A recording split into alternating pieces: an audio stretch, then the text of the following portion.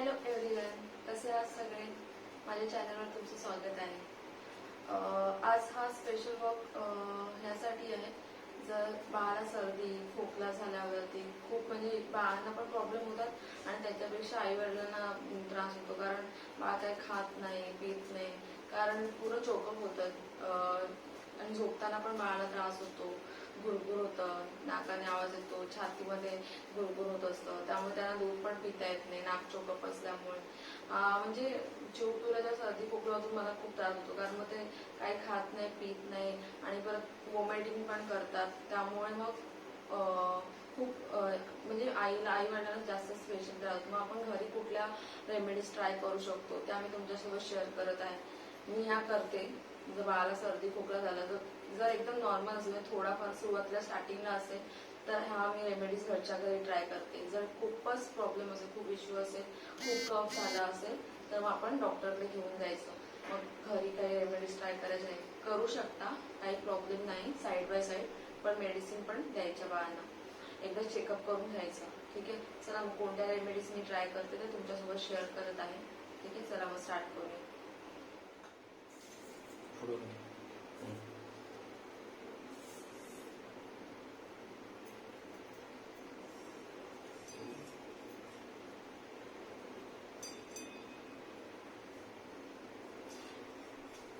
पहिली टीप आहे, त्याच्यामध्ये ओवा गरम करून घ्यायचा एकदम चांगला.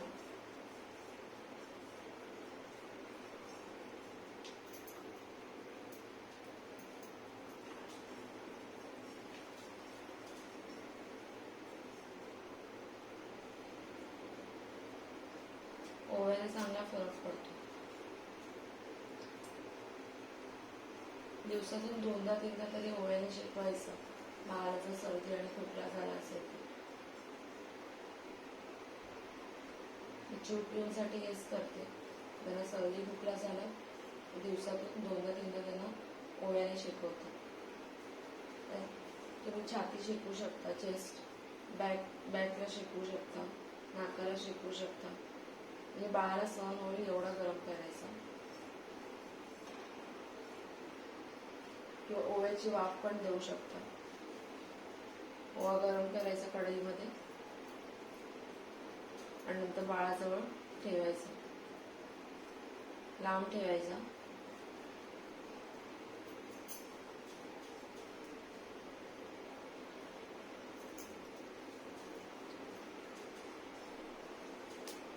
ओवा गरम झालाय, एखादा कपडा घेऊ शकता काही पातळ असा.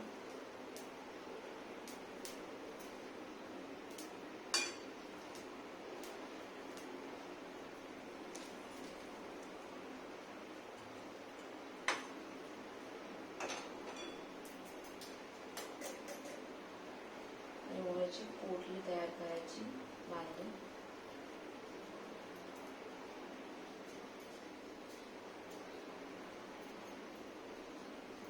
आणि याने शेक द्यायचा बाळाच्या छातीला, बॅकला, नाकाजवळ थोडासा बाळाला सुंगवायचा.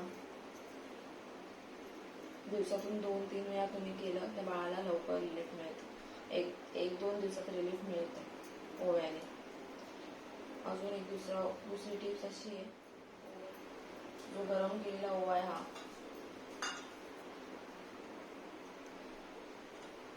तो तुम्ही क्रश करू शकता.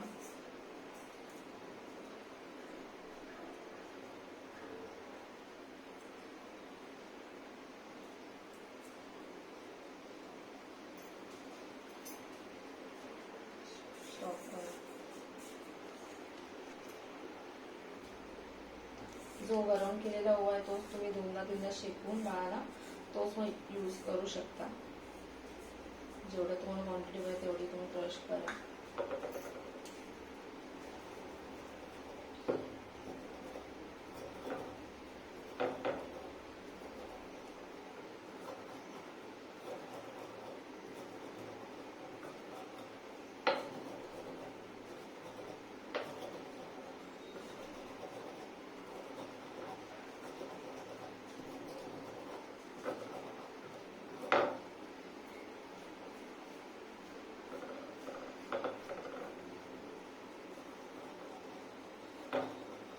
लगेच फरक पडणार नाही, पण दिवसातून 2दा-3दा तुम्ही शिकवलं किंवा ओव्याचा दळ लावला म्हणजे ओव्याचा क्रश करून लावला तर रिझल्ट मिळतो. कफ पातळ होतो, बाळाच्या पोटीद्वारे कफ निघतो किंवा नाकातून निघतो.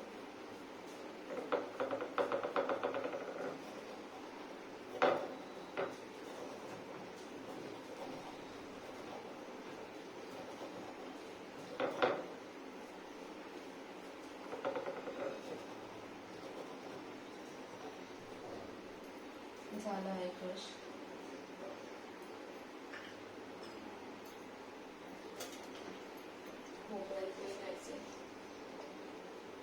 कोकोनट ऑइल घ्या थोडंसं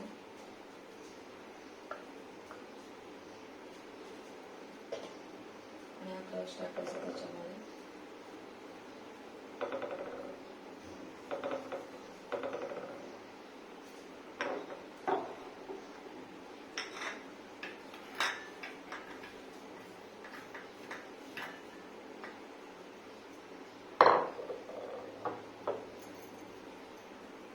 आणि गरम करून घ्यायचं.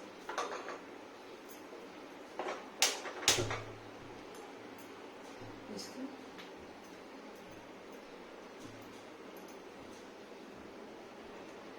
तेल चांगलं गरम करून घ्यायचं.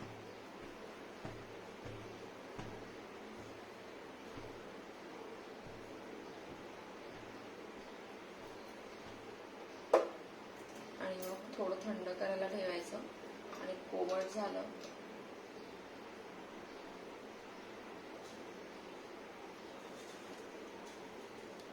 झालं की हेच क्रश बाळाच्या छातीला बॅकला लावू शकता तुम्ही. आणि बाळाची जी ताळू असते केसावरती लावू शकता. ताळूचा पोर्शन असतो तिथे लावायचं. हाच क्रश रात्रीचं रेमेडी ट्राय करा. सकाळपर्यंत फरक पडतो बाळाला. सर्दी असते ती कमी होते.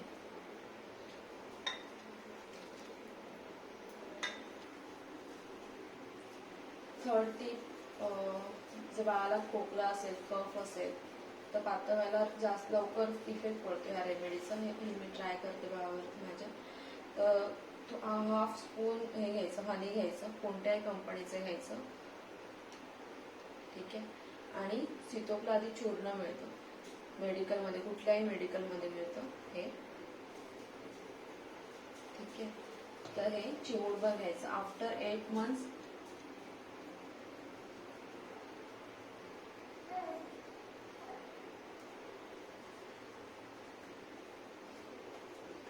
बाळाचं 8 monthsच्या वरती असेल तर तुम्ही देऊ शकता. हे चूर्ण चिमूटभर टाकायची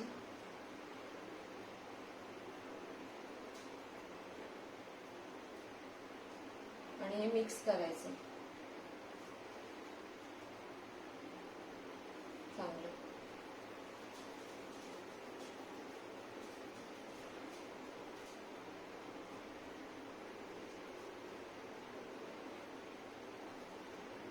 हे चाटण जे आहे बाळाला साठवायचं. दिवसातून 3 वेळा साठवा. पण हे चाटण चाटवल्यावरती बाळाला अर्धा तास तरी काही देऊ नका. दूध वगैरे काही द्यायचं नाही. झोपायच्या अगोदर देऊ शकता. ही चांगली रेमेडी आहे. मी चिवटूलाही यूज करते खोकला झाल्यावरती, कफ झाल्यावरती. हे चूर्ण तुम्ही चाटू शकता.